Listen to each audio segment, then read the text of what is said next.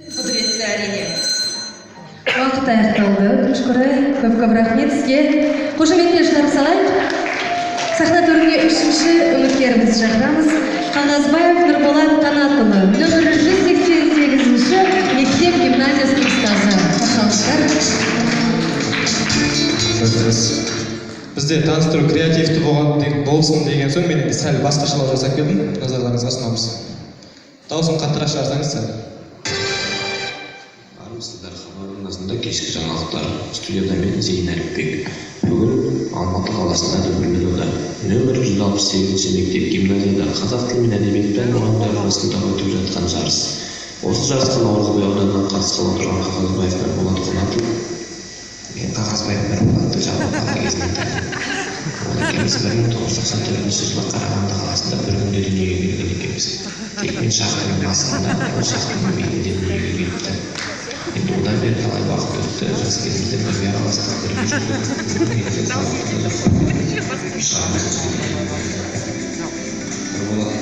Нұрболатты мен шариғатында Қазақ ұлттық университеті арқылы танимын. Ол жерде ол филология факультетінде оқыды, ал мен экономия факультетінде оқыған болатын. Екеуміз ара-тұра футбол ойнап тұратынбыз. Оның жан дүниесінің қалауы негізі әдебиет болыпты, соған қарай ығысы өз кейін мектеп қабырғасын өзіне жақын тұттым, сол жаққа қарай жұмысқа ауысты ғой негізі жалпы.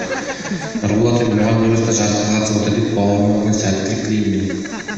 Нұрболатты мен Наурызбай ауданындағы нөмір 188-ші мектеп арқылы танитын болатын. Ол кезде мен сол жерде сабақ берем, және сабағының арасында качка жасап тұратынмын. Бірақ Нұрболат қасыма келіп бір кітабын оқып болса сол гитарасының тартып отыратын бір хиялап жүрдеді негізі. Бүгін жарысқа қатысыпты дейді. Бүгінге келіп жеткен ақпараттар легі осы күні аяқталды. Назарларыңызға рахмет. Келесі мектепте шығармашылықтан өлең. Даладан қалаға келген ауыл баласының сағынышы. Ауылдың баласы едім, аңғал едім, тағдырыма көшірген таңғалемін. Жұлдыздың аттарына тілек айтып, бір қыздың аңшаушы едім, арна дебін. Жаным ол кез сезімге жаншылмаған, арманым да бар еді таусылмаған. Тайым қалды мініске үйретілмей, қайын қалды қабығы ашылмаған. Көлікке отырған сәт бекет барып, көз алдымда тау қалып етек қалып. Жүген ұстап жүгірдім десін аға, шылтым кете алмадым жетек қалып. Уысымда тұрғандай күйін өлең жастым мөлдір бейгінайым. Елдің суын білмеймін, көргенім жоқ, кірдің суын баспашы дейтін әжем. Білемін, жер мекенім, көк тұрамын, несіне көк төмен деп көп бұғамын. Кірдің суын баспаймын деп жүргенде, өзім кіріп кеткендей болып тұрамын. Назарыңызға рахмет. Бәрекелді рахмет. Қайырлы күн, тіл жанашырлары, ұлағатты ұстаздар.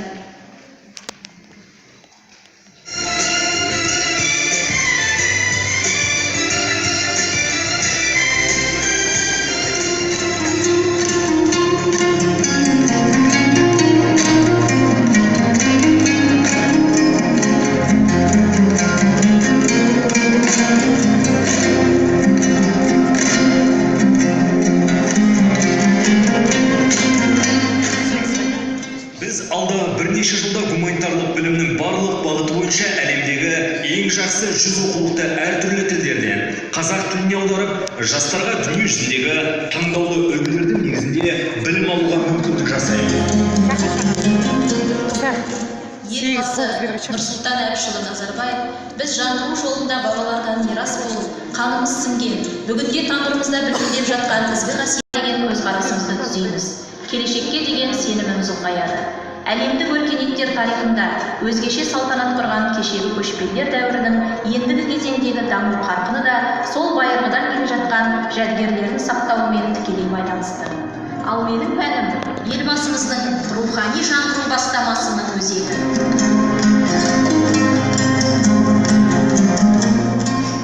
Мен ұстазбын. Ұстаздық қанымда бар қасиет. Ол әкемнің қанымен, анамның ақ жүрегімен бойыма дарыған. Ұстаздар отбасында дүниеге келгенімді ерекше мақтана айтамын. Мен қазақ тілі мен әдебиеті пәні мұғалімімін. Менің пәнім елбасының рухани жаңғыру бастамасының өзегі.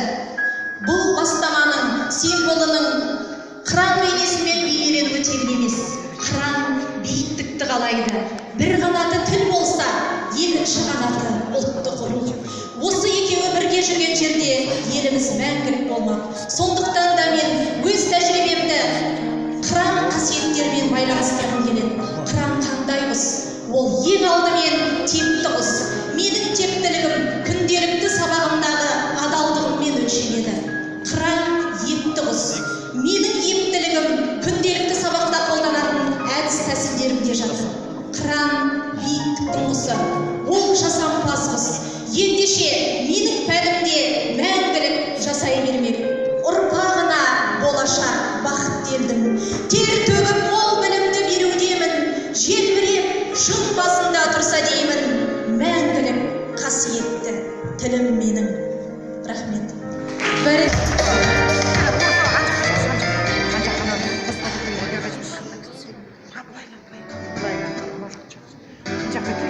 Ұлттық сананы қалыптастыру жолында тілдің атқару рөлі ерекше. Қазақ тілі ұлттық сананың тамыры, елдің азаматтық патриотизмді баланың санасына сіңіру рухани жаңғырудың негізі. Мұның кілті ұстаздардың қолында. Сондай ұстаздардың бірі әрі бірегейі Ыбырай Алтынсарин атындағы 154-ші гимназияның қазақ тілі мен әдебиеті пәнінің мұғалімі Арун Ержан Омарұлы. Ол мансаппен арақашық қызмет етпеді, бірақ біліктінің абырой мен қазақ сөз мәдениеті және шешендік өнер электронды оқулығының мәнерлеп оқу, түркі мәдениеті, абайтану, әуезов тану арнаулы курс бағдарламаларының авторы. Қазақ тілі мен әдебиетін тереңдетіп оқытуда өзіндік ұсыныстармен, жаңа ойлармен шығармашылық ізденістің сапалы еңбек етіп келе шығармашылық мұғалім Ыбырай Алтынсарин атындағы медалімен Қазақстан Республикасы Қазақ тіл білім академиясының төрағасының шешімімен жаңашыл педагог атағында иеленді. Ұстаздың жемісі шәкірттердің биіктен танылуында. Оның шәкірттері 34 оқушының республикалық олимпиада және ғылыми жоба жарыстарының жүлдегері атануы соның дәлелі. Оның авторлық технологиясы сөздің тұлғасын, мағынасын, қисын оқыту жаттығуымен де құнды. Бұл жаңалық қазақ тілін оқытудың түпкі мақсатына қол жеткізетін бірден бір жол екендігін тәжірибе көрсетіп келеді.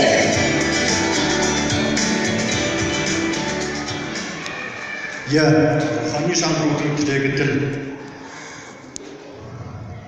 Құрметті қазылар алқасы, құрметті ұстаздар, сіздердің назарларыңызға бүгінгі мерекемен құттықтай отырып, өзімнің шығармашылығыммен таныстырғым келеді.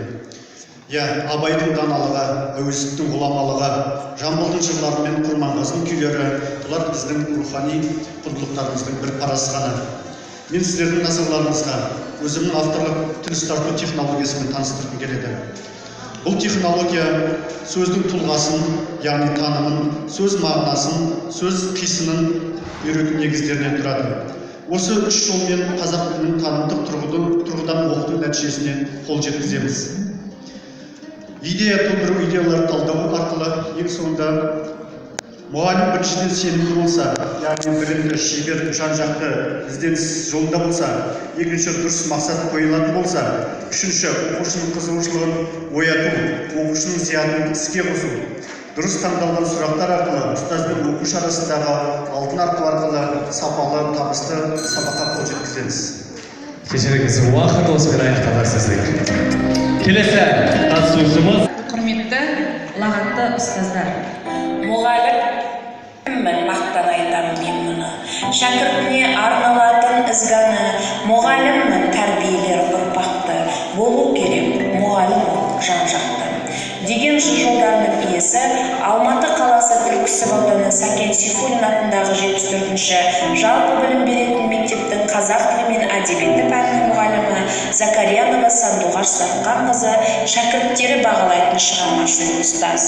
Ізденімпаз ұстаз екінші негізгі деңгейлі курсты бітіріп, жаңартылған білім мазмұнына сай оқушыларды елбасы Нұрсұлтан Әбішұлы айтқандай өмірге икемделген тұлға ретінде қалыптастыруға күш жігер салуда.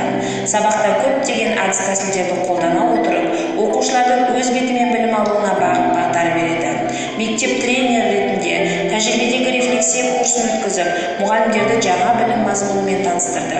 Белгілі тұлғалармен кездесулер, әдеби кештер өткізудің шебері, ақындыққа өзі баулаған шәкірті Тоқтар Думан биылғы жылы республикалық абай оқу байқауында жүлдегер атанды. Кейде шабыт, жырға ерік беремін. Кейде ән сап, шар тарапты кеземін, бар өнерді тоғыстырған бойыма ұстаздыққа басым тиіп келемін деген жанынан шыққан өлең жолдары осыны дәлелдесе керек. Мұғалім кез келген биікті бағындыратынына сенімді.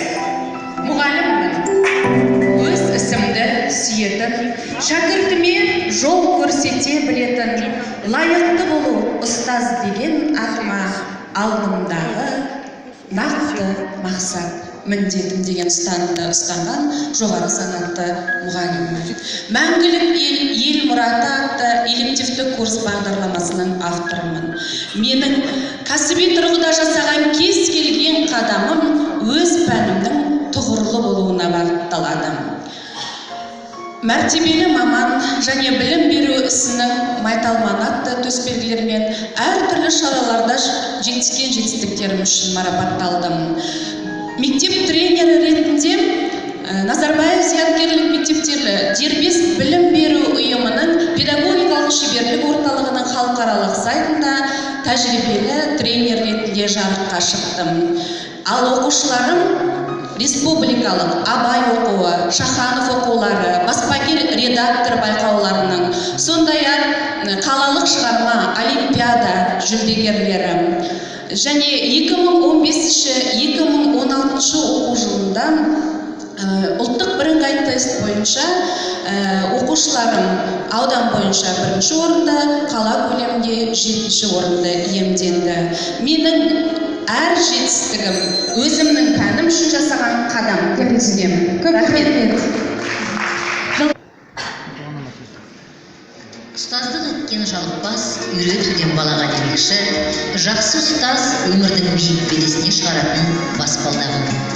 Адамның адамзат болып қалыптасуында да ұстаздың орны ерекше. Дүсінбаева Мөлдір Үсенқызы. Қорқыт Ата атындағы Қызылорда мемлекеттік университеті филология факультетінің магистратурасын тәмамдаған. Қазақ тіл әдебиетінің маманы. Бүгінде Алматы қаласындағы нөмір 12-ші Шоқан Уәлиханов атындағы мамандандырылған гимназияның айтулы маманы. Мақтаулы ұстазы. Оның өткізген әр сабағы пәннен гөрі тереңнен тамыралған тарих, қызықты тәжірибе, біліктілік ойынына көп ұқсайды. Өзі ізденеді, бала жетілет шыңдалады. Балалар, біз әдебиет алыптары туралы білеміз бе?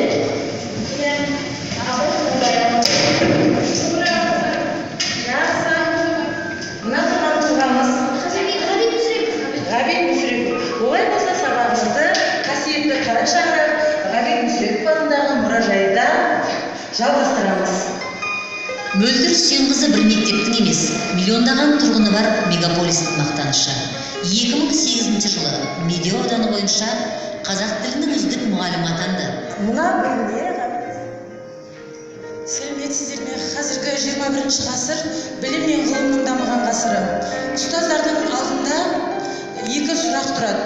Жас ұстаздар жалпы білім мен ғылымның саласында біз екі сұрақ аясында жұмыс жасауымыз керек деп ойлаймын. Нені оқыту керек және қалай оқыту керек.